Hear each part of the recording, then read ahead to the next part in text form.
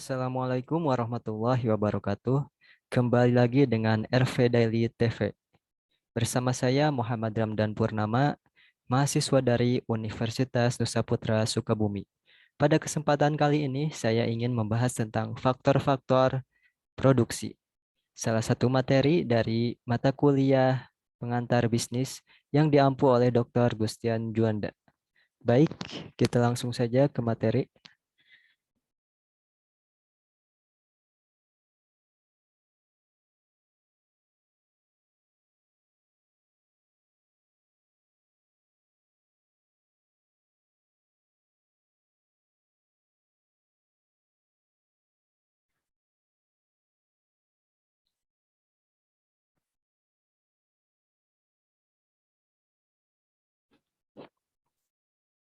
Sebelum memasuki materi faktor-faktor produksi, sebaiknya kita memahami terlebih dahulu apa itu manajemen operasional.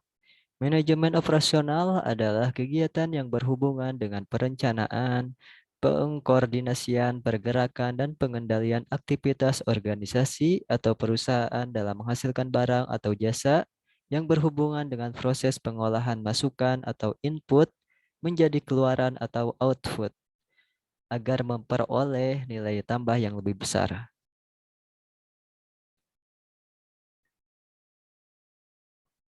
Proses input merupakan hal yang sangat penting dalam memastikan ketersediaan sumber daya sebelum menciptakan suatu barang atau jasa. Selanjutnya, sumber daya tersebut terkenal dengan istilah faktor-faktor produksi, yang terdiri dari sumber daya alam, sumber daya manusia, faktor modal, faktor kewirausahaan, dan faktor sumber daya informasi. Pertama, faktor sumber daya alam. Sumber daya alam merupakan semua hal yang telah tersedia di alam dan bisa dimanfaatkan guna mencapai kemakmuran. Ini termasuk lahan, lingkungan alam, dan semua kekayaan yang terdapat di dalam tanah. Kedua, faktor sumber daya manusia. Sumber daya manusia atau SDM adalah salah satu faktor yang sangat penting, bahkan tidak dapat dilepaskan dari sebuah organisasi, baik baik institusi maupun perusahaan. SDM juga merupakan kunci yang menentukan perkembangan perusahaan. Pada hakikatnya, SDM berupa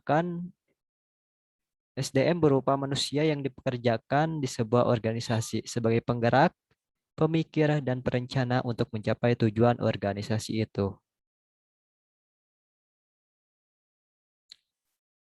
Faktor sumber daya manusia terbagi menjadi dua, yaitu tenaga kerja berdasarkan kualitas dan tenaga kerja berdasarkan sifat dan pekerjaannya. Tenaga kerja berdasarkan kualitas sendiri terbagi menjadi tiga, yaitu pertama tenaga kerja terdidik, seperti dokter, guru, arsitek, dan lainnya. Kedua, tenaga kerja terlatih, seperti penjahit, supir, kapster, salon, dan lainnya. Ketiga, tenaga kerja tidak terdidik dan tidak terlatih, seperti petugas bangun, petugas kebersihan, dan lainnya. Kedua, tenaga kerja berdasarkan sifat pekerjaannya. Terbagi menjadi dua, yaitu tenaga kerja jasmani dan tenaga kerja rohani.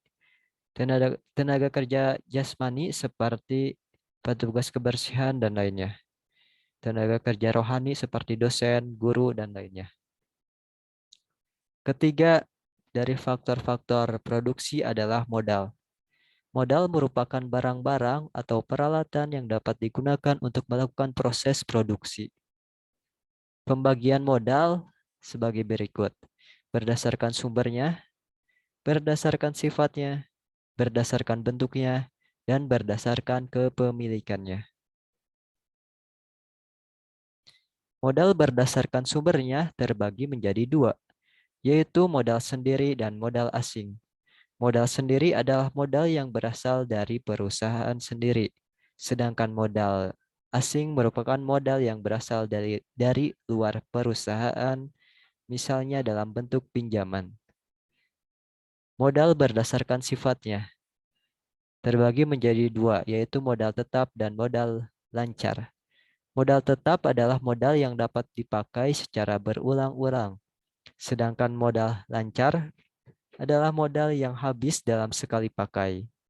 Modal berdasarkan bentuknya terbagi menjadi dua, yaitu modal konkret dan modal abstrak.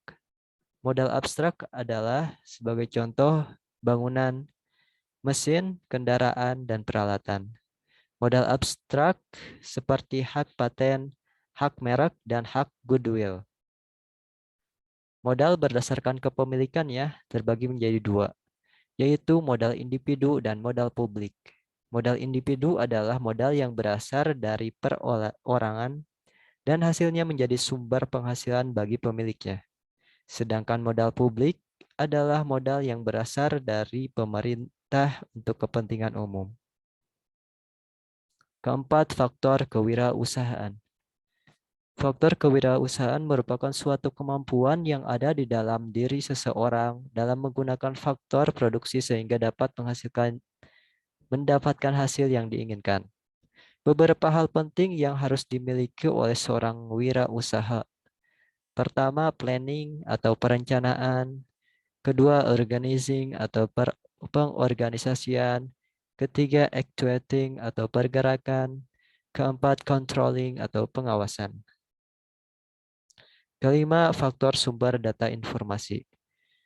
Faktor sumber data informasi merupakan keseluruhan informasi dan data yang diperlukan oleh perusahaan untuk mengoperasikan bisnisnya.